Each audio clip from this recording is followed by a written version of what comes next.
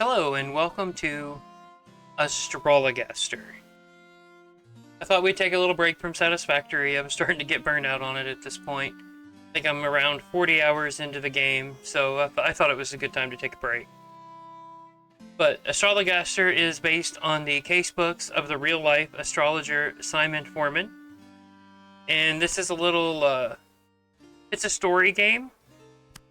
I had watched another streamer play it, fell in love with it, and actually had bought it and played it through before as well. Long ago in England in 1592, there begins our tale, and all of it is true. Through all of London, bubonic plague did spread, covering folk in weeping sores and leaving thousands dead.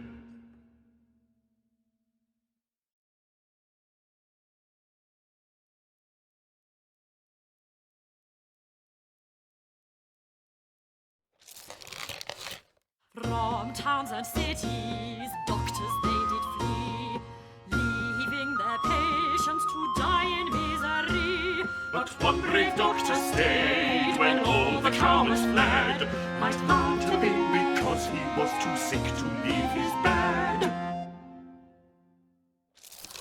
Alas, 'tis my final hour. I will surely die.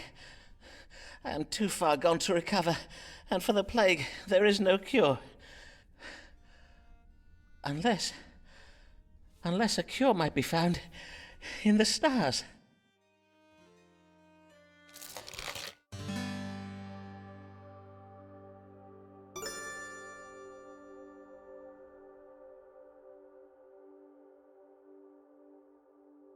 Well, being that it's the only one we could pick. Let me see now. According to the stars, the way to cure the plague is to treat the fever it provokes. Oh, can it be true? Might a disease so monstrous as the plague be cured by treating it as if it were an exceeding bad fever? Then I must use powerful herbs to bring the fever to crisis and break it. Let me see now. Angelica and dandelion for heat, borage to provoke sweating, infuse them in wine, strain and distill the mixture to produce a most powerful strong water.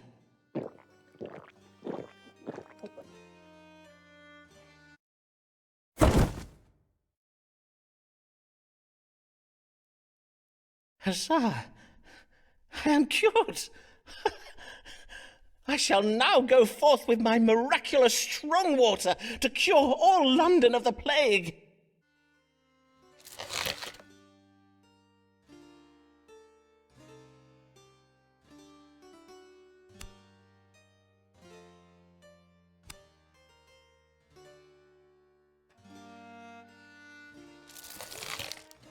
Foreman made a plague cure and used it on himself, then left his house to restore London's true health. Huzzah! Huzzah! Huzzah! Huzzah! Huzzah! Huzzah! Huzzah! Huzzah!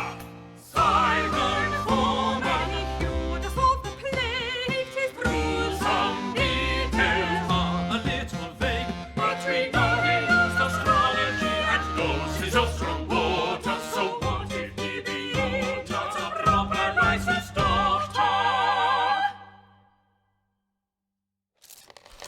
Here comes a lady queer and a little warily. Her name is Avis Allen, what can her trouble be? God give you good day, madam. How may I? Are you Mr. Foreman? Mr. Simon Foreman, the doctor? Aye, madam, I am indeed Dr. Simon Foreman. I bid you welcome to my consulting chambers. Mistress... Allen, Mistress Avis Allen of Lambeth. Pray tell me your age, if you please, madam. I am 33 years of age. And how might I do you service this day, Mr. Allen? Pray describe your troubles to me. Well, the pain started full late last eve upon retiring to bed. Oh, not that I am in the habit of retiring so late, but my husband did desire a special supper of cold meats to celebrate and give thanks for In any case, it started in the night and it continued until dawning. That being the pain in my head and the chundering. A moment whilst I make note of this. Headache and involuntary purging. Is that all? Aye, that is all. And thinking on it, my complaint does seem most trifling. And you are doubtless busy with important cases. Oh, like the plague! Yea, verily, mayhap I should not have come after all. Good day, Dr. Foreman. I beseech you pardon me, for I have wasted your time. Prithee, do not go, for I assure you, madam, your case verily is important to me. And 'tis important to you, is it not, Mistress Allen? Else you would not have come this day. Well, aye. Let us consult the stars now then, shall we? What is the cause of Mistress Allen's suffering?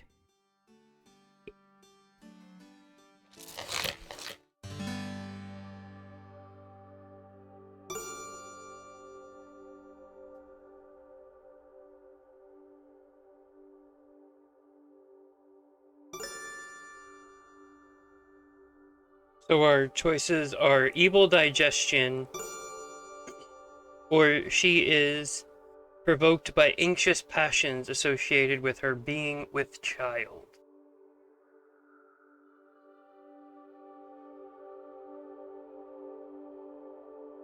I think we're gonna go with that one. You are with child, Mistress Allen.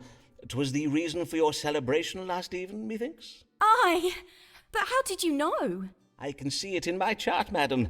There is a planet aligned with Scorpio at present, Scorpio being the constellation that rules over such matters. Pray tell, how long has it been since your monthly courses? It has been 14 weeks since my courses, and yesterday I did feel the child quicken. So, indeed, 'twas the cause for our celebration, as you say. For I have been with child before, you see, but 'tis never. And Mr. Allen and I do pray this one will be born alive. There, dear lady. The presence of the planet Mercury in my chart does suggest you suffer from anxious passions on account of your condition, and given your ill-favoured history, I warrant 'twas the twin burdens of hope and fear that provoked your troubles last even. Oh, I see. Pray take this flask of wine, madam. It has been infused with cloves, ginger root, and cinnamon. Drink of it each morning, and you should soon feel much improved. Verily, I will do as you advise. I thank ye heartily, sir. Fare you well, Dr. Foreman. Fare you well, Mistress Allen. Yes, give the pregnant woman wine to drink every morning.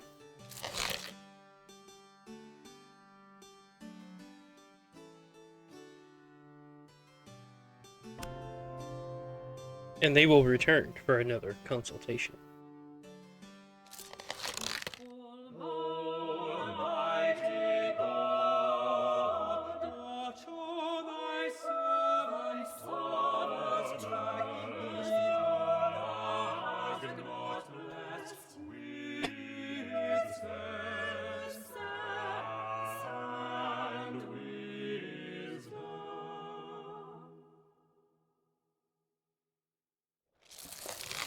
Good day, sir.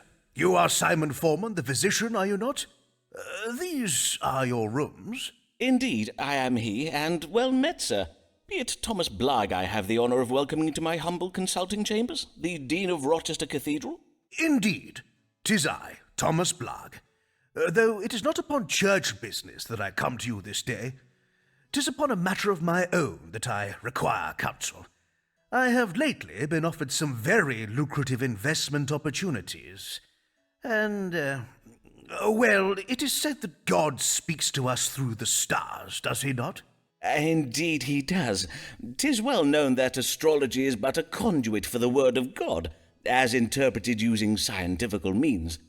And now, these investments of which you speak, pray tell of them, if you please. 2 merchant ships will shortly set sail on very lucrative trading expeditions. I do not possess the coin to invest in both. Hence, I must choose between them. And I must choose very wisely indeed. For sea voyages are most perilous, and if my ship were to founder or be captured by pirates, I would lose my entire investment. Aye, forsooth, 'twould be most lamentable. to say nothing of the poor souls who might lose their lives. Who are, naturally, the greater of my concerns. Of course. Aye, naturally. And whither might these ships be bound? The first is bound for the Spice Islands of the East. 'Tis a voyage to be undertaken by a ship named the Conquering Cherub. The other is the Pride of Yarmouth. She is to bring back sugar from the Americas. Have you now the information you require? Then perchance you may divine for me upon which of these two ships our Lord God has bestowed his divine blessing. Aye, Dean Blagg, we may now consult the stars. Should Thomas Blagg invest in the voyage of the Conquering Cherub, or that of the Pride of Yarmouth? Because asking a doctor investment advice. So that represents a change in fortune and represents femininity. Or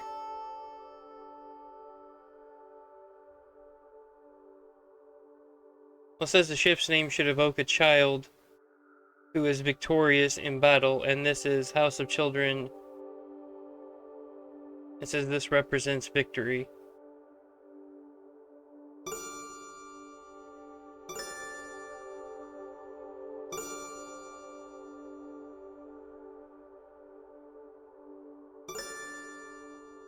Sure, we'll go with A. The stars advise you to invest in the ship named the Conquering Cherub. I see. And why is that? Well, I have calculated that at this very hour, upon this very day, the planet Mars and the constellation Scorpio do both dwell in that part of the sky we call the House of Children. And, as it happens, Mars is the ruler of Scorpio, hence we may say that Mars is presently exalted. Mars has been exalted by Scorpio, you say? And what might that mean? When exalted, Mars represents victory. And so, with victory in the House of Children, we may read this as a victorious child. Ergo, the Conquering Cherub. Ah, I see. For a cherub is a kind of child, is it not? In sooth, I do find the science of astrology verily fascinating. I thank you, Dr. Foreman. You have been most helpful.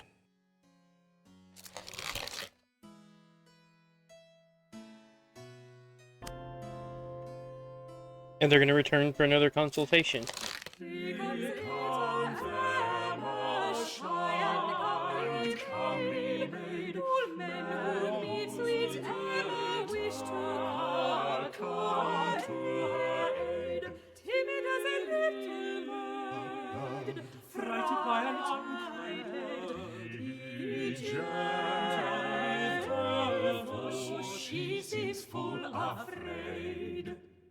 So they're saying we've got to be kind to her. We can't be brash. Sir? Pray tell, are these the consulting chambers of Simon Foreman, Doctor of Astrology and Physic? Indeed, 'tis I, Dr. Simon Foreman. And your name, madam? Emma Sharp of Shoreditch, sir. 25 years of age. Welcome, Miss Sharp. And how may I do you service this day? Well, 'tis a trifle delicate. A man has asked me to be his wife. A dear, kind man, but I fear you will think me cold, Dr. Foreman. There, madam, whatever is the matter? Well, he is exceeding advanced in years. I do worry he may not be long for the world, and if he were to die, I do not think I could bear it. Verily, I would not. Indeed, methinks I would rather not marry him at all. Am I very heartless, Dr. Foreman? Nay, not in the least, madam. Your fears are most reasonable. A man in the winter of his life is indeed more likely to die. I assure you, madam, 'tis a medical fact. But methinks you wish to know whether this man be afflicted with a grave health condition, do you not? To wit, any ailment that might soon prove fatal? Forsooth I do. That is my question precisely. Why, Dr. Foreman, 'tis as if you have a gift for reading minds. Merely the gift of logical surmise, madam. Let us see whether a judgment of the stars may calm your fears. Does Mr. What was your gentleman's name? Mr. George Middleton, a wool merchant. Does Mr. Middleton have any ailments that might hasten his death? Let's find out. Now we've got 3 to look at.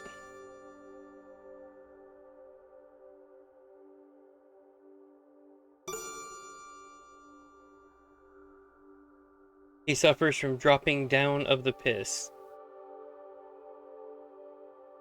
And if he gets too high, or gets too high up, I guess.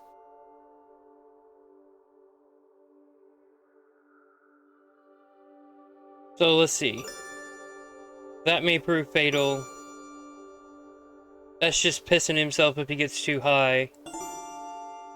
And this may also end in death. That can't be cured.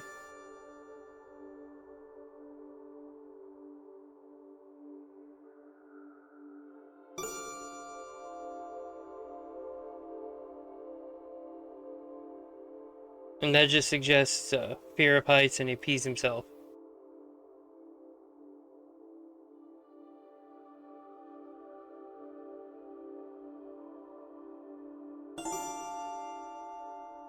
Let's go with a cardiac passion.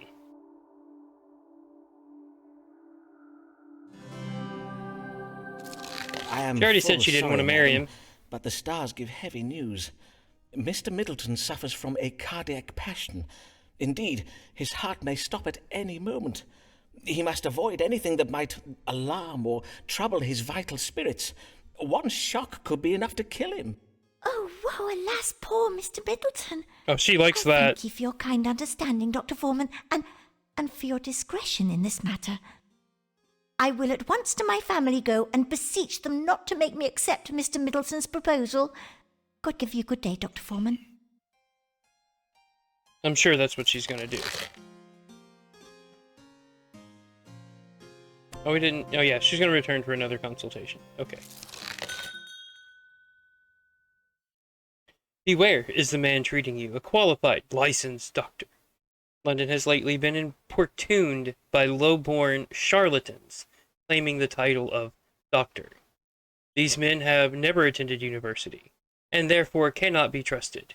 Any man found to be practicing medicine without a medical license shall be prosecuted to the fullest extent of the law. Dr. Richard Smith, President, College of Physicians. Murdering would those doctors come. Murdering those doctors come. Murdering one fine day. Those doctors will they slave Those doctors for? will they slave for man? Or will they send him to jail? They send him to jail. What is the meaning of this warning being put about by the College of Physicians? Do they mean to do me harm? It is true that I do not have a medical license. What am I to do? Mayhap the stars will advise me.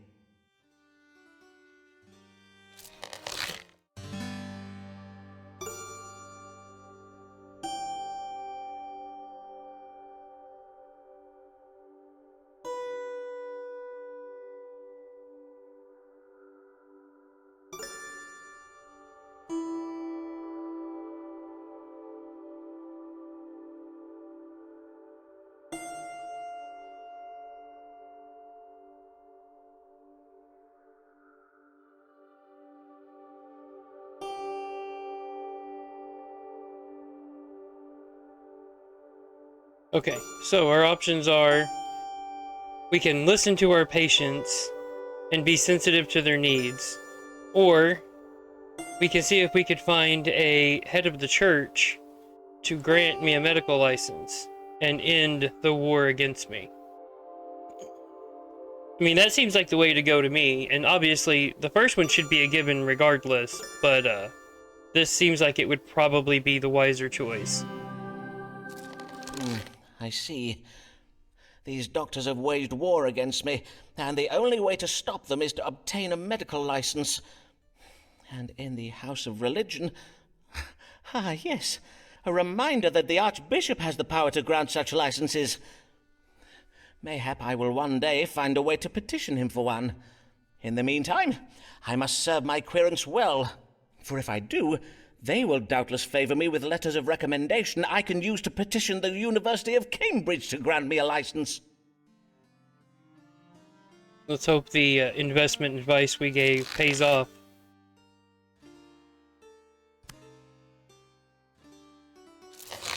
Who's this man at the door who we've not seen before? Who's this man at the door who we've not seen before? Who is come to inquire dressed in such strange attire? Tis Signor Ferraro.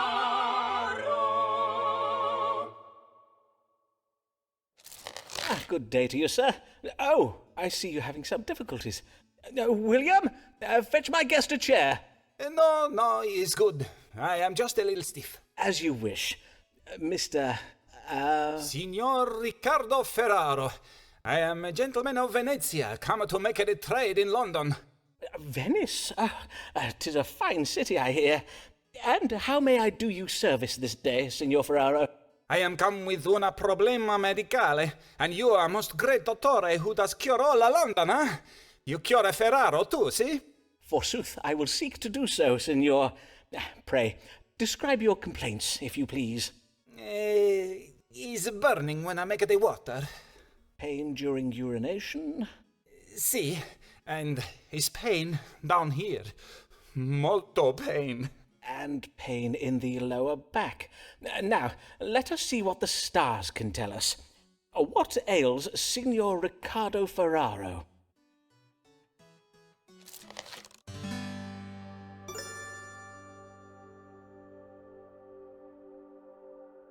So, the gout, but you didn't say necessarily it was his feet. Kidney stones. Kidney stones would make sense. Or dysentery. But that says faintness and oily stools, which it is not. So, we're going to go with kidney stones. 'Tis a case of stones in the kidney, I regret to say. But worry not, Signor. I will give you an ounce of my strong water to dislodge them. Drink this entire flask when you rise at dawn tomorrow. You may then expect to evacuate the stones by way of your privy member within just a few hours. Ah, your famous strong water. This water 'tis said to cure the plague, eh? I thank you, Signor Foreman. And now Riccardo Ferraro bids you good day. I felt good about that one. That one actually made sense. So, we're going to go with that one. And they're going to return for another consultation. She is no beauty, 'tis true she lacks finesse, but every awkward hero needs his awkward princess. Ah, well met, Mistress Allen. Pray tell, the last time I saw you, you were with child, methinks.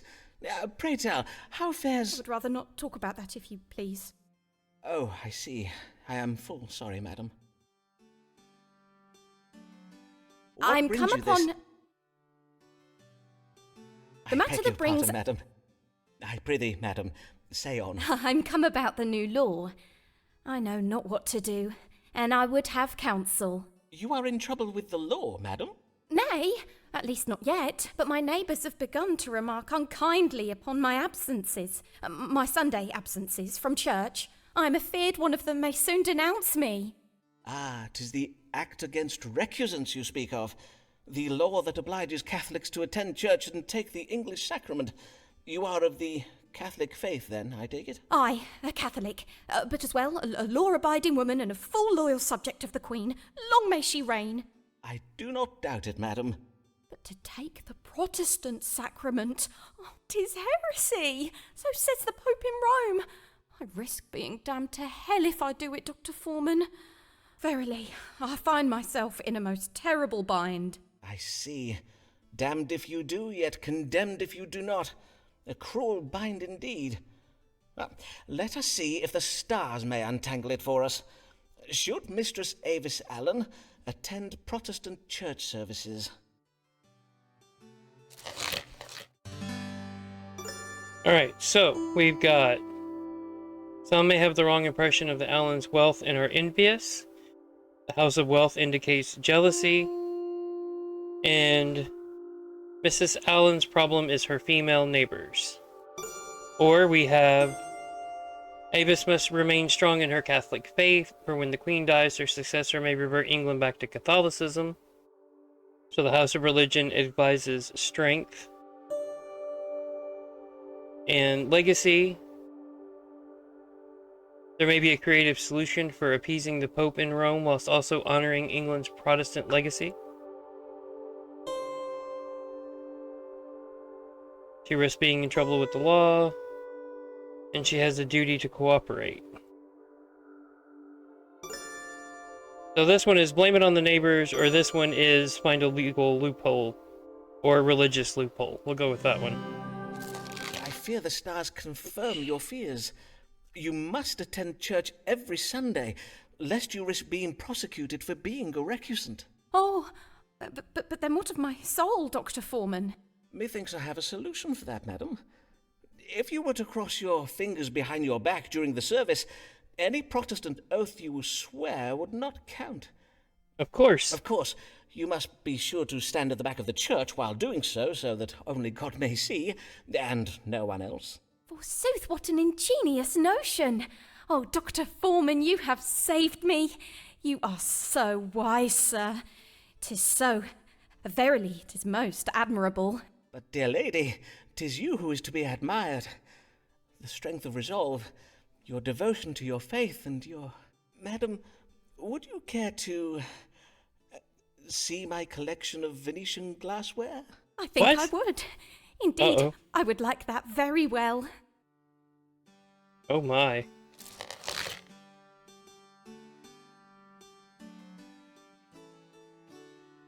Coitus post consultatio. Dude. Oh, we have our letter of recommendation. Here comes a beauty dark as night. Her hair does shine, her eyes are bright. A damsel formed for man's delight. Oh, she is quite a lady. Oh, she is quite a lady. Good day to you, sir. I am Amelia Bassano of Bishopsgate, here for my consultation. Welcome, Mistress Bassano. Bassano, 'tis an Italian name, is it not? Aye, it is, sir. Though I was born in London, my family are from Venice. They did come to London to gain employment as musicians at the royal court. Ah, I know one of your countrymen, Riccardo Ferraro, another one of my querents. Mayhap you know him? He hails from Venice, too. No, sir, I do not know him. Venice is a large city, and as such 'tis home to many thousands of men. And as I did mention, I was born in London. Aye, of course. Mayhap we turn our thoughts to what brings you hither this day. Have you a question for me? Aye, sir, I wish to know what afflicts me, for my belly does begin to swell, and lately I oft find myself chundering after meals. Swollen abdomen and involuntary upward purging. Well, now, let us consult the stars to judge the cause of these troubles. What is ailing Mistress Amelia Bassano?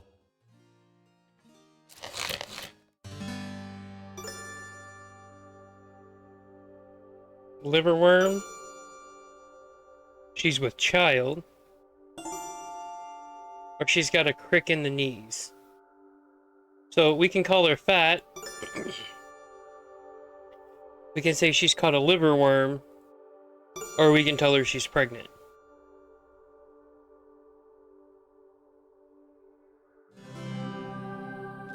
I neglected to ask. Is there a Mr. Bassano? Aye, my father still lives. I mean to say, are you yet married, Mistress Bassano? I presume you are, for the stars indicate that you are with child. Wondrous news indeed. Ah, I see. Of course, it is natural for a young lady to be a trifle anxious when she's expecting her first child. And I see you are anxious, are you not? Aye, Mr. Foreman, I own that I am. Well, doubtless you are anxious owing to the unpredictable nature of your condition. For instance, sometimes the child might emerge from its mother's womb early, weeks or even months earlier than anticipated. This possibility is a medical fact, and one that should be explained to any husband you may... Do you see what I'm saying, Mistress Bassano? Nay, not in the least, sir. Some of my maiden querents, I assume you are still unmarried and therefore a maiden, when they find themselves inexplicably with child, they oft do not remain unmarried for long. I advise you to discuss this with your family without delay, Mistress Bassano. Doubtless they will be keen to make the arrangements for you. I see. Yes, of course. I must lose no time in finding a husband. I thank ye, Dr. Foreman. Good day. Well, it was positive. She didn't sound excited, but... yeah, she said she'll come back. Mary Payne is frightened when she spies a looking glass, for 'tis a portal out through whence the gates of hell do blast. A deadly and foul wind that comes direct from Satan's power. Blessed morrow to you, Dr. Foreman. I am Mary Payne of 4th Street in Lambeth. I'm come to seek your counsel about my neighbours. Good morrow, Mistress Payne, and well met. What trouble do your neighbours give you? They play their lutes into the night, perchance? Mayhap a neighbour has cast a malignant spell upon your cabbages. Why, sir, 'tis no trifling matter. Indeed, 'tis a matter of grave importance. Doubtless you do know we have a Catholic living on 4th Street. A woman by the name of Avis Allen. Yes. I did hear tell that Mistress Allen subscribes to the Romish faith. But 'tis no crime to be a Catholic, is it, madam? At least, not at present. Aye, but harbouring a Jesuit priest is, Dr. Foreman. These evenings past, I have spied a man sneaking in and out of the Allens' house. 'Tis my reckoning the man is a priest who is going hither and thither all over Lambeth to perform the Catholic Mass and take confessions. Doubtless Mr. Allen is hiding him in one of those little cupboards. You mean to say you think Mr. Allen has installed a priest hole in his house? A secret room hidden behind the wood panelling of a wall?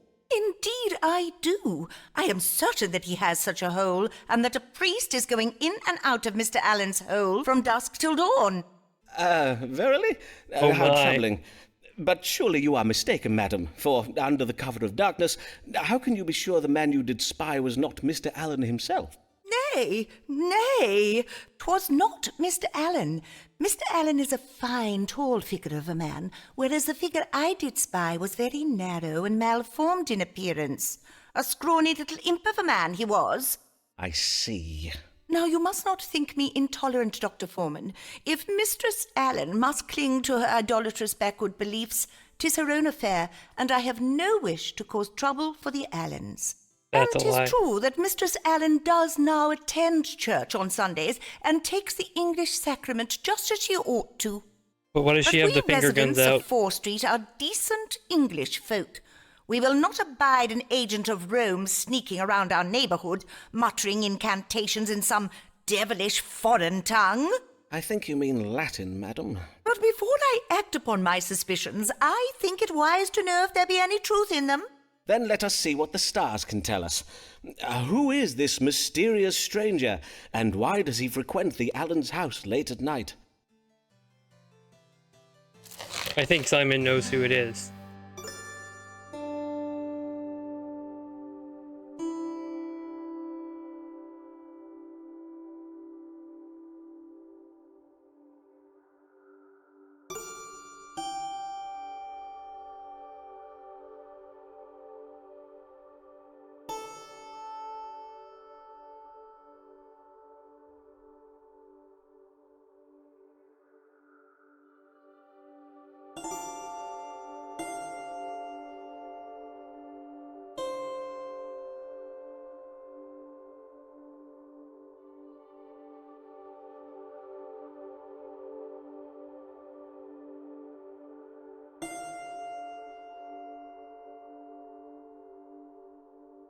So C, we say, yeah, it is a priest.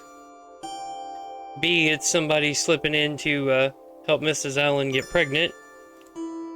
or it's someone trying to break into their house.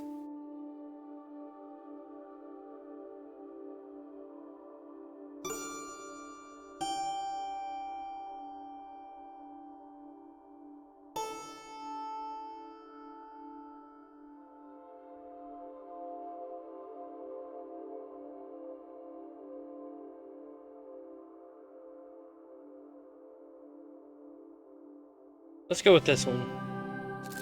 Ah. Because we all know it's Twould Simon seem sneaking the in man you there. saw is a foreigner who's been secreted into the Allen house to aid Mistress Allen with their family difficulties. Family difficulties? Come, Dr. Foreman. Pray speak plain. Ah, well, as you doubtless know, the Allens have never been blessed with a living child.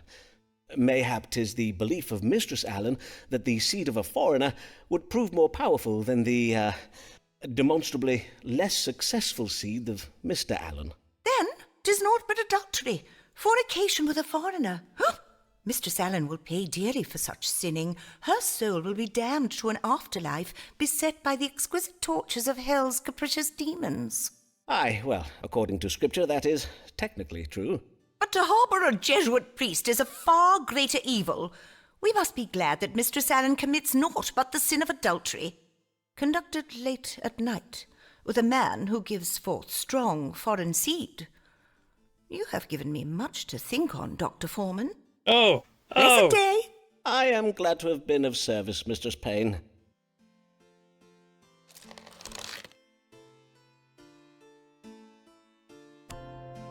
That was awful. That was just awful. When the querent does rock a continental frock, when the Ferrarent does rock a continental frock, When his Italian flair features on facial hair, 'tis Ferraro.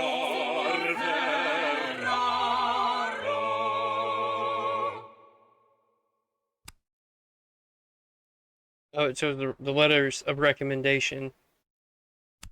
And then this is... okay. That's the pause menu. God give you good day, Signor. And how may I assist you? 'Tis I, Riccardo Ferraro, come once again to see the great Dottore Simon Foreman. So I see. What brings you this day? I bring myself to you, so you treat my illness. 'Tis very grave. And, what might this illness be? Perchance we might start with your complaints. First problem is the laughter that cannot be controlled. Uncontrollable laughter, you say? I see. Anything else? Next problem, the dancing that cannot be controlled. Uncontrollable dancing. And yet, you do not appear to be dancing at present. What can I say? 'Tis uncontrollable dancing. I cannot control when I dance. Nay, 'tis a fair point. Doubtless my disease, whatever it may be, is very rare and very difficult to diagnose. But of course, if it be beyond your medical understanding... Let me assure you, Signor, that whatever is said of us on the continent, the learning of we English doctors is unparalleled. There is no better medical care to be had than in London. Now, let us see whether the stars may tell us something of your unusual and troubling illness.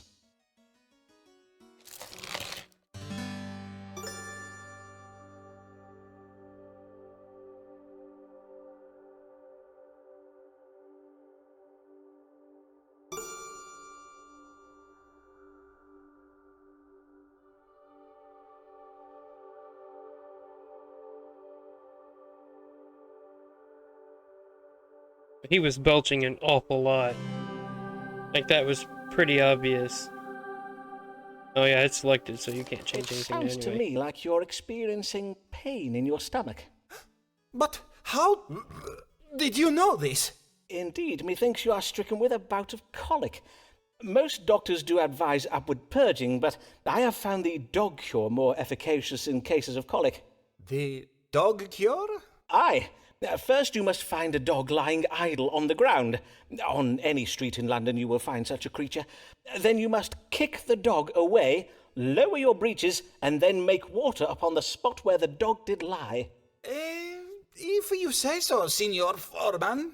If we were not on English soil, of course, I would have said you were bitten by a tarantula. But there be no such spiders in England. Our weather is much too cold for them. Indeed, only an overqualified quack who draws his medical knowledge from books alone would think such a diagnosis appropriate in this case. Indeed, most ludicrous. And in truth, the laughing and dancing you are troubled with may doubtless be attributed to your hot-blooded Latin temperament. Doubtless you speak it true, eh? 'Tis but a symptom of my hot Venetian blood. Riccardo Ferraro bids you good day. I don't know how that's actually a cure, but yeah, we'll rock with that. Okay.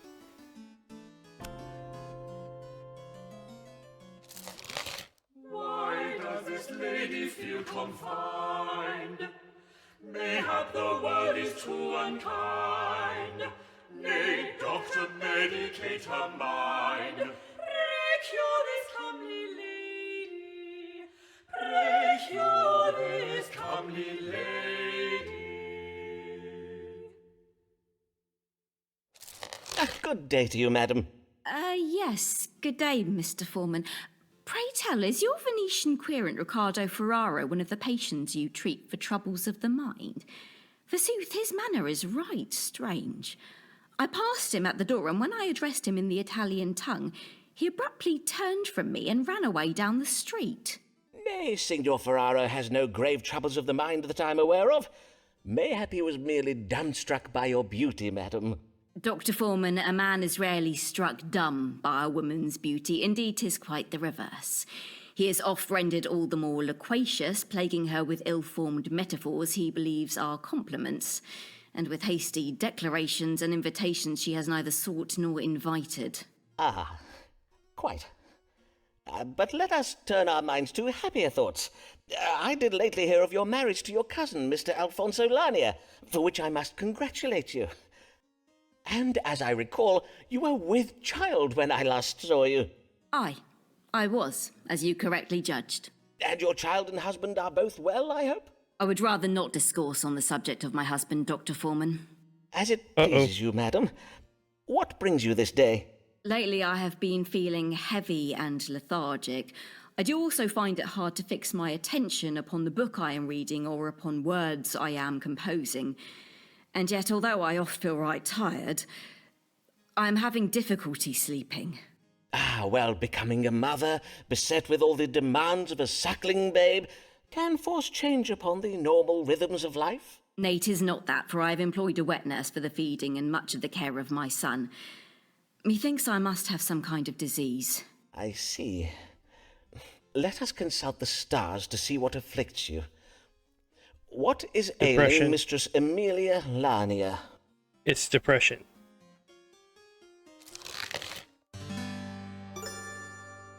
Melancholy. Phlegmatism.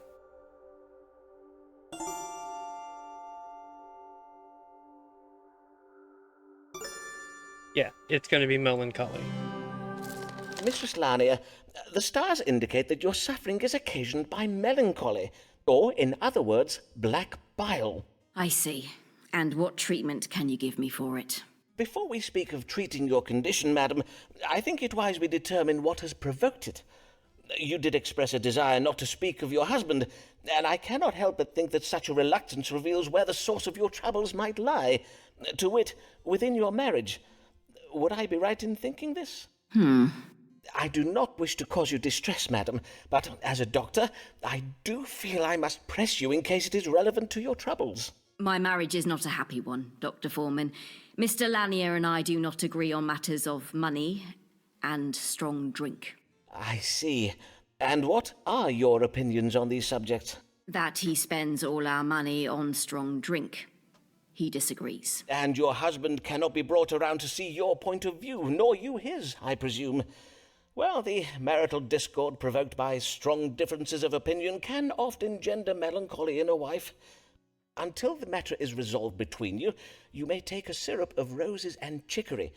Drink of it each day, and it will serve to reinvigorate your vital spirits. I will also have my manservant William bleed you of some of that excess bile. I thank ye, Dr. Foreman. William, come hither and bleed Mistress Lanier. Oop, there we go.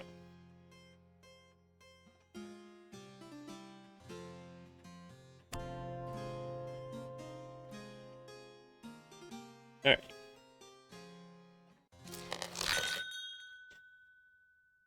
Sir, I thank you for your recent inquiry with regards to obtaining a license to practice medicine. I note from our records that you terminated your enrollment at our institution some years ago on the grounds of insufficient funds. Whilst we do not ordinarily issue medical licenses to men who have not first completed a medical degree, proof of equivalent professional experience in the form of letters of recommendation may be taken into consideration. A minimum of 8 such letters of recommendation is customarily required. I advise you write to us once again you have obtained the requisite number of letters. John Cowell, Vice Chancellor, University of Cambridge. What is their relation? We are no longer sure. Seems Foreman's now their patient, and Davis is the cure. So basically, he's thirsty for some Avis out. Ah, my dear Avis, what a pleasure it is to see you. I have oft thought of our I last... cannot tarry long. My husband will be expecting me home. Of course. But, dear lady, is something the matter? Of course. Do not all your querents come with a matter they wish an answer to? Well, yes. I wish to ask of the stars whether a man I am close with, a man who is not my husband, whether that man be also close with another woman. A man you are... I see. Well, if I am to judge the stars for you, I must ask you to be more precise. In what sense do you mean close? The platonic bond of friendship? Nay, close in the sense of being intimate. I see. Then 'tis the familial tie of kinship, perchance. Nay, I mean someone with whom I have shared physical relations. Verily, madam, if I am to give you an accurate reading, you must state your question clearly. Methinks you know full well what I ask.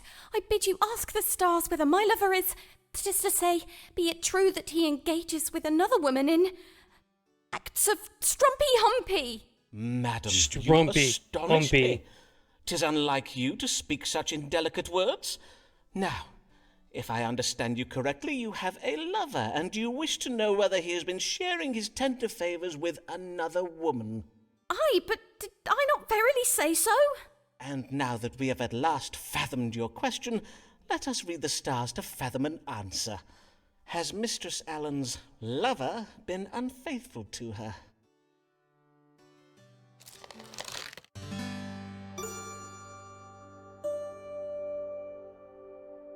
Agreeableness.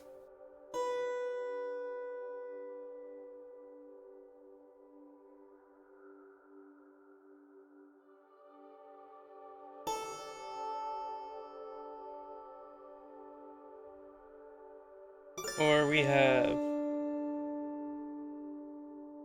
mind turned to confusion, jealousy, optimism, and a surprise. Relationship with Querent. And this one is legacy, service to others, and unborn children.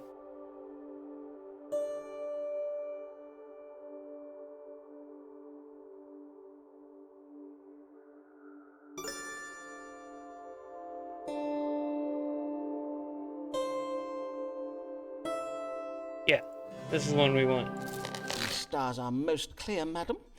Your lover has not been coupling with another woman. He has not. Forsooth, the stars say that your mind has been turned by jealousy and confusion. Now, if there is nothing further, madam... Oh, how relieved I am to hear you say this. Oh, Simon, what a fool I have been not to trust you. But you... this lover... 'twas me all along? You were not speaking of some other man?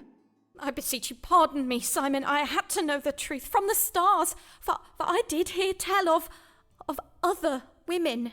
But how could you not see? No other woman is to me so dear, and verily I... Is it not clear to you that I... Do you verily, Simon? Oh, my dear, sweet Avis. Uh-oh, he's banging a married woman. That's not gonna go well. But we got our letter of recommendation. Really had to put some work in for that one, though. Sybil Fortescue always has what's new. Far ahead of friends of her friends. She oft gets her hands on goods from foreign lands. That Captain Fortress He sends. Good morrow, madam. I humbly welcome you to my consulting chambers, and thank you for choosing my practice. Mistress... Fortescue. Mistress Sybil Fortescue. Well then, Mistress Fortescue, what may I assist you with this day? I come upon a most troubling matter, sir. I know not whether it is a medical matter or something else. I see. Pray describe your trouble to me, madam. Well, I suppose it all began with a dinner I hosted at my house last even. Mayhap you have heard of my dinners, Dr. Foreman. They are much talked about. Though I fear last evening's dinner will be talked about for all the wrong reasons. Talked about, you say? Yes, indeed, invitations to my dinners are much sought after, for I host the most desirable of guests, lords, bishops, poets, explorers, painters, and the like. Why, last eve I hosted the famous Robert Lord Devereux, the playwright William Shakespeare, and the Bishop of London and his wife. As well as fascinating conversation, at my table I served the very latest and most original dishes. Last even, I served an exotic green vegetable called a potato. So crisp and refreshing. My dear husband sent them home to me from the New World. Doubtless you have heard of my husband, Captain Fortescue. He is a great friend of Sir Walter Raleigh. I see. Your dinners do sound most excellent, Mistress Fortescue. But what occurred at last eve's dinner that has you so distressed? Well, in truth, 'twas after dinner. We all felt a strong desire to take some air, and so we left the table to take a turn in some pleasure gardens nearby. But then, as we were walking along the path, right in the middle of the gardens, in full public view... Pray do not distress yourself, madam. Prithee, take your time. My guests and I were, all of a sudden, stricken with pain. We began chundering and voiding from our... But there was nowhere to turn, you see. There were no bushes close by to shield our modesty. 'Twas unspeakable. A moment, madam, as I note this down. Abdominal pain and simultaneous upward and downward purging of a most sudden and violent nature. Now, let us see how the stars explain this most distressing and unsavoury event. What troubled Mistress Sybil Fortescue and her guests last eve? They ate green potatoes. Evil digestion. Chilly cold. Wandering hands. Yeah, no, it's evil digestion. You ate green potatoes. Madam, I think you said the New World vegetables you dined upon were green in colour, did you not? And you described them as crisp and refreshing, I think. I take it then that you served them to your guests green and raw? Yes, indeed. Most of the potatoes my husband sent me were full dull and unhealthsome in appearance. Hence I served only the green ones. I had my cook cut them in such a way as to resemble roses. 'Tis the way I oft serve my apples. Ah, then your trouble was a severe case of evil digestion. I have read that these vegetables can be noxious if they turn green. Oh, my days! Do you mean I poisoned my guests? In a manner of speaking, aye. But worry not, madam, for the suffering was but temporary. Indeed, it does sound as if the bodies of your guests were most comprehensively purged of the poison. However, in future be sure to cook the, potatoes until they are soft, and pray do not eat the ones that have turned green. As God shall mend me! What a shameful affair this has been! I shall go home and, well, I shall write to my husband and ask that he includes cooking instructions with the next gift of food that he sends me. I thank ye and bid ye good day, Dr. Foreman.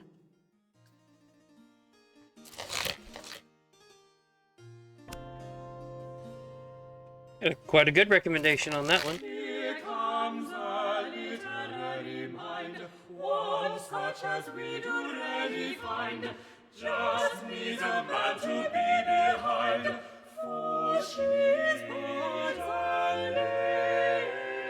lady. Good evening, Miss Lanier. What brings you? I am come about my future, Dr. Foreman. I wish to know whether I will find success as a writer of poems and plays. You can predict futures, can you not? You, madam? A writer of poems and of plays? Forsooth, how verily remarkable. Well, 'tis true most of us Bassanos and Laniers are musicians, but I have chosen a different path. I've lately begun a collaboration with a poet and playwright. Let us call him Mr. S. He is presently writing a play that takes place in northern Italy, and as I am of Italian heritage, he has asked me to help him write it. How interesting. And does this collaboration betwixt you go well? Right well, or so methinks. Indeed, Mr. S did suggest that I am full talented as a writer. Be not afraid of greatness, he told me. For once our play opens upon the London stage, our success will follow, as night follows day. I see. Then what would you have me ask the stars, madam? Well, I've noted that Mr. S, although a brilliant man, is oft prone to exaggerated melodrama and implausible plot resolutions. I wish to know whether this story of his, of our future success, is true. Very wise of you, madam. Then let us see whether your success or failure is writ in the stars.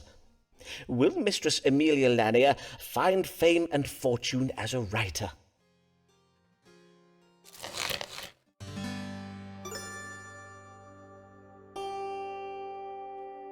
So, House of Ambitions. In cooperation. Sensitivity. She needs to be more sensitive to the needs of her child. Indulging in creative theft. Warns of a legacy marred by deceit and jealousy. If you happen to actually know the history behind this particular story, I'm pretty sure it's C. Madam, the stars tell of a great deceit against you. They suggest that your collaboration with Mr. S puts you at risk of, let me see here, creative domination and theft. The result being that you will reap little from your collaboration with Mr. S, but feelings of bitterness and jealousy. I cannot believe this of Mr. S. He is a right honourable man. I cannot believe such compelling insights into the human condition could be writ by such a knave as you describe. To be sure, he does oft indulge in wordplay for its own sake, thus cheapening and unnecessarily prolonging a scene. But nay, he is not a bad man. I know you mean well, Dr. Foreman, but I believe your judgment of the stars must be wrong on this occasion. We'll see. Mistress Avis Allen, the love of Foreman's life, how futile 'tis to fall for another man's wife. Good day to you, sir. Good day to you, madam. What service may I perform for you this day? For me? None. None at all. Verily. Then I cannot fathom why you... 'Twas my husband who bade me come, for he finds it difficult to speak of... As I say, he had me come in his stead, and I could think of no reason to give him for why I should not come. I see. Then what is troubling your husband? Madam, I cannot treat a querent without knowing first what his troubles are. He is unable to perform his marital duties. I see. And whatever does that mean? Your husband forgets to put out the night soil? Some broken shelving he's neglected to fix? Prithee, madam, I bid you be more precise. Oh, you know perfectly well what I mean, Simon. I bid you not drag this out any longer. Pray read the stars and let us get this over with. As you wish, madam. Now, let us see. What ails Mr. Allen so as to render him unable to perform his marital obligations towards Mistress Allen?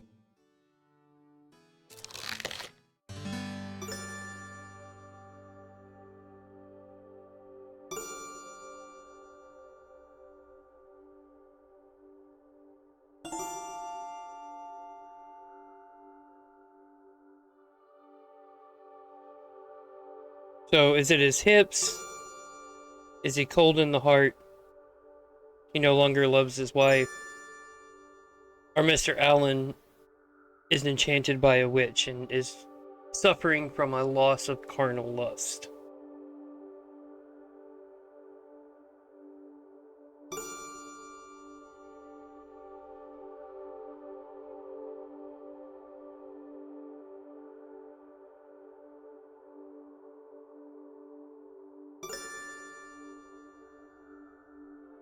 Let's go with this one, since he can't bear her a child. Mr. Allen is afflicted with a cold in the heart, caused by an imbalance of black bile. The treatment for this is quite simple. You have merely to add boiled snake to your husband's diet. Oh, that is... 'Tis your full judgment on the matter, then? Yes, he is to eat boiled snake flesh. Be sure to gut the snake first, however. Then I will pass these instructions on to my cook. Well, I'd best be going now. Nay, prithee, bide a moment, if you will. The snake flesh cure, 'tis often effective, in truth. 'Tis also my judgment, as a physician, that for a wife to be so neglected, 'tis most unhealthsome. And so... Oh, Simon. Oh, Avis. A little strumpy humpy. While he eats on some snake flesh. Yeah, coitus post consultatio. Coitus post consultatio. Actually kind of hard to say. What doctors against him do make war? Doctors against him do make war. He makes love without a care. 'Tis true, Avis is not his, my lord. But in love and war is fair. But in love and war is fair. Last even, 'twas like a dream. Never in my life have I felt so. Oh, my sweet Avis, 'tis true you are married, but surely a love as great as ours can transcend such earthly impediments. Dare I hope for... Nay, 'tis most unlikely. Or is it? Forsooth, there be no harm in asking the stars. Might Avis Allen one day be mine?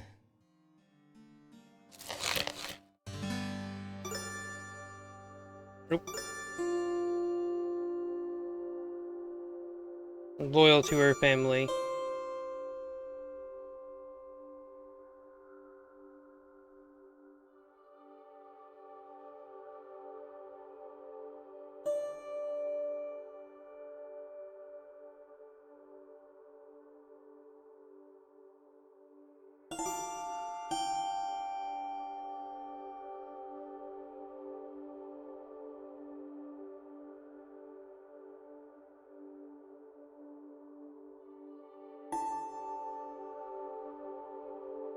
So C makes him paranoid. B is legacy and marriage.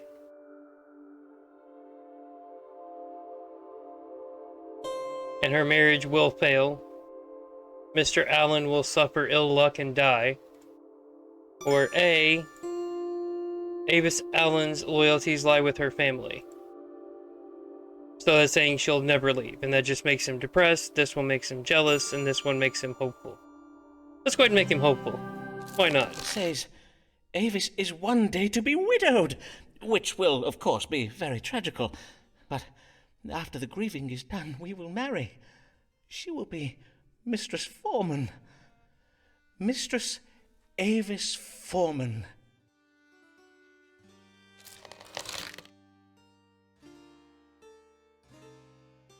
Alright, I'm gonna go ahead and leave this episode here. We're rolling up on an hour, so I think this is a good place to leave it. So hopefully you will come back and we will finish up Astrologaster tomorrow. But I'll see you in the next one.